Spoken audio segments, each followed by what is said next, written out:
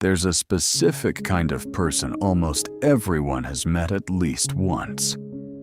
Calm in situations that unravel other people. Somehow, always doing the right thing at the right time, without seeming rushed, without seeming to perform it. And when you try to figure out what makes them different, it never quite comes down to intelligence, or luck, or personality. It comes down to something quieter than that. Habits. The small, repeated choices nobody sees, made so consistently, they eventually stop looking like choices at all. In the 1980s, a researcher named Stephen Covey set out to understand exactly this. He went back through nearly 200 years of writing on success, and he noticed something the rest of us mostly miss. For the first 150 years, almost everything written about success was about character, integrity, humility, courage, patience. Qualities built slowly, over time, through discipline. But somewhere after the First World War, the writing shifted. Success stopped being about who you were and started being about how you appeared. Techniques, first impressions, quick fixes for looking confident, sounding persuasive, seeming successful, without necessarily being any of those things underneath. Covey called this the shift from the character ethic to the personality ethic.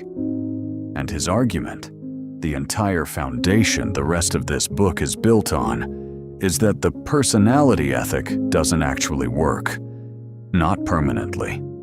You can fake competence in a single meeting. You cannot fake it across an entire life.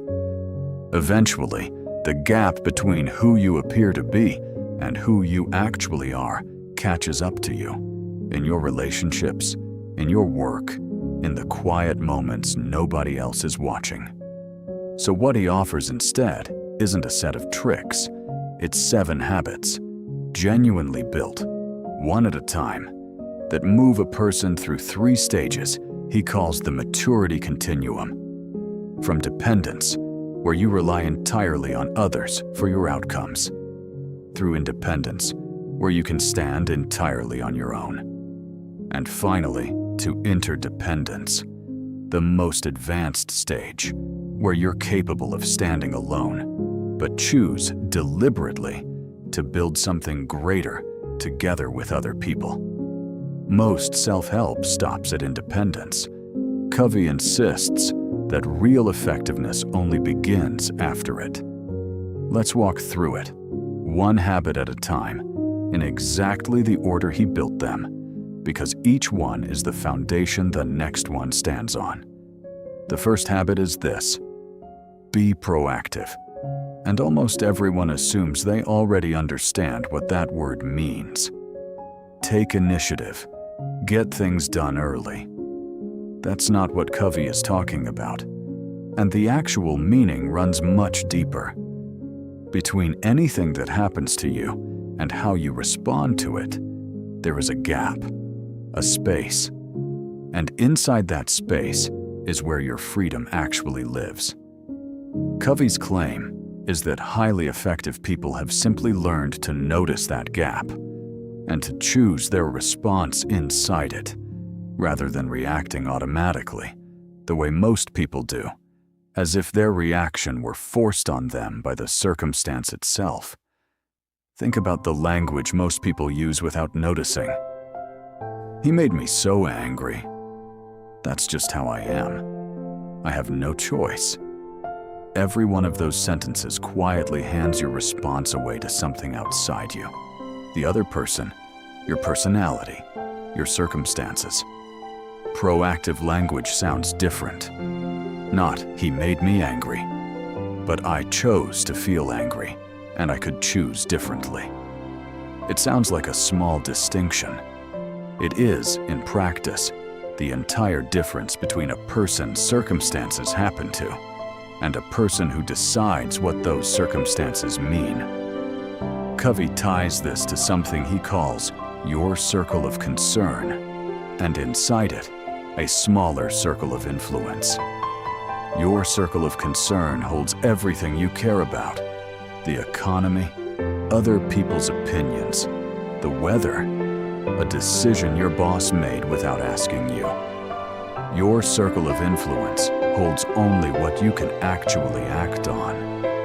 Reactive people spend most of their energy inside the circle of concern, worrying about things they cannot touch. And that circle, fed with attention, only grows larger, more overwhelming, more paralyzing.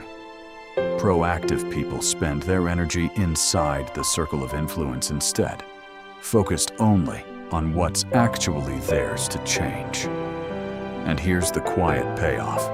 The more energy you spend there, the larger that circle of influence actually becomes over time. That's the foundation everything else stands on. Once you understand that your response is always, ultimately, your choice, the next habit becomes possible. Habit 2. Begin with the end in mind. Here's the exercise Covey uses to make this land, and it's worth actually sitting with rather than rushing past. Imagine, years from now, attending your own funeral. Picture the people there: family, friends, colleagues. Now imagine one of them stands up to speak about who you were. What do you want them to say? Not what you expect they'd say if nothing changed. What do you genuinely want it to be? Most people move through their days without ever asking this question, which means most people are, without quite realizing it, being scripted by other people's priorities, other people's urgent requests, other people's definition of what a productive day even looks like. Begin with the end in mind means deciding, deliberately, what actually matters to you, before life fills that space for you with whatever happens to be loudest. Covey's practical suggestion is to write a personal mission statement, not a slogan. A genuine, private description of who you want to be and what you want your life to stand for. The values that don't shift depending on which room you happen to be standing in. Once that exists, even in rough form, it becomes the standard everything else gets measured against. A promotion that pulls you away from your family stops being an obvious yes. A difficult conversation you've been avoiding stops being optional if honesty is actually one of your stated values. The mission statement doesn't make decisions easier because it removes the difficulty. It makes them easier because it removes the confusion about what you actually care about in the first place. Which brings us to the habit most people already suspect they need and almost universally struggle to practice. Habit 3. Put first things first. Covey organizes everything you could possibly spend time on into 4 quadrants: urgent and important, not urgent, but important, urgent, but not important, and neither urgent nor important. Most people live almost entirely inside the first quadrant and the third: crises, deadlines, other people's emergencies, constant interruptions that feel important simply because they're loud. And the quadrant that actually determines the quality of a life, not urgent, but important, quietly gets starved, week after week, because nothing about it is screaming for attention today. The first 3 habits are about mastering yourself, moving from dependence toward independence. The next 3 shift outward into how you deal with other people. And the habit that opens that shift might be the most quietly radical idea in the entire book. Habit 4. Think win-win.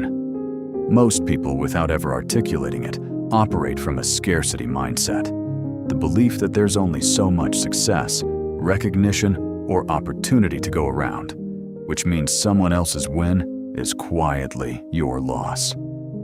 Covey argues this belief is almost never actually true, and that the alternative, an abundance mindset, changes the entire nature of how you negotiate, collaborate, and lead. Win-win doesn't mean splitting the difference, and it doesn't mean being agreeable at your own expense. It means genuinely searching for a solution where both sides walk away better off. And if that solution genuinely doesn't exist in a given situation, Covey's answer isn't to force a compromise. It's what he calls win-win or no deal. Walk away respectfully, rather than accept an outcome where one side quietly loses. That single willingness to walk away rather than accept a hidden loss is often exactly what makes true win-win outcomes possible in the first place, because it removes the desperation that pushes people into bad compromises, which leads directly into the habit Covey considered, out of all 7, the single most important skill in human communication. Habit 5. Seek first to understand, then to be understood. Almost everyone listens with the intention to reply. Very few people listen with the intention to actually understand. Covey calls this genuine, deeper form empathic listening, not simply staying quiet while someone talks, but actually trying to see the situation through their eyes, their emotional experience, their logic, before you offer your own perspective at all. Here's why the order matters so specifically. Most advice, however well-intentioned, given before someone feels truly understood, gets quietly rejected. Not because the advice is bad, but because the person receiving it doesn't yet feel like you understood the actual problem. Covey compares this to a doctor prescribing medication before diagnosing the illness. It might occasionally work by accident. Mostly it doesn't. And worse, it damages the patient's trust in the diagnosis process the next time around. Understand fully first. Only then does your own perspective have any real chance of actually being heard. Once two people are genuinely listening to understand each other, not simply waiting for their turn, something becomes possible that couldn't happen otherwise. Habit 6. Synergize. Synergy, in Covey's language, means the combined result of two people thinking together is genuinely greater than what either could have produced alone. Not because they compromised toward the average of their two ideas, but because the interaction itself created a third option neither one would have reached independently. This only becomes possible once habits 4 and 5 are already in place. Once both people trust that the outcome will benefit them both, and once both people are actually listening to understand rather than defending a fixed position.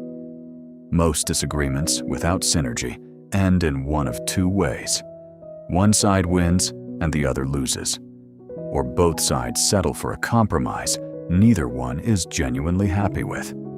Synergy is the rare third outcome, where the disagreement itself, taken seriously by two people who trust and understand each other, produces something better than what either person walked in with. And that brings us to the final habit, the one Covey placed last on purpose, because without it, all 6 of the others eventually erode. Habit 7. Sharpen the saw. Covey tells this through a simple image. A woodcutter, sawing furiously at a tree for hours, exhausted, making almost no progress. A passerby suggests he stop and sharpen his saw. The woodcutter replies that he doesn't have time. He's too busy sawing. That's most people's relationship with their own renewal. too busy living to maintain the very things that make effective living possible in the first place. Covey identifies 4 dimensions that need regular renewal: the physical, through exercise, rest, and nutrition; the mental, through reading, learning, continued growth; the social and emotional, through genuine relationships and meaningful connection; and the spiritual, through whatever grounds your sense of meaning and purpose, however you personally define that. Neglect any one of these for long enough, and the other 6 habits start to erode along with it. Not dramatically, not all at once, but quietly.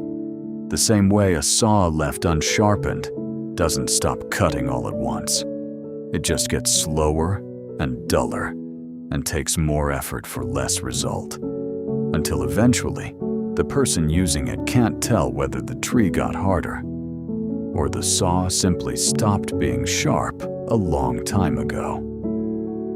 So here's what all 7 of these habits point back to, taken together. Effectiveness was never about doing more, faster. It was about building deliberately from the inside out, mastering yourself first before you can genuinely, sustainably work well with anyone else. Be proactive, so your response is always a choice, not a reflex. Begin with the end in mind, so you're building toward something you actually chose. Put first things first, so what matters doesn't get quietly crowded out by what's merely loud. Think win-win. Seek to understand before being understood, and let 2 honest perspectives create something neither could have built alone. And underneath all of it, protect your own renewal, because none of the other 6 habits survive being run on empty forever. Covey's real argument was never that effective people are simply more disciplined, or more talented, or luckier.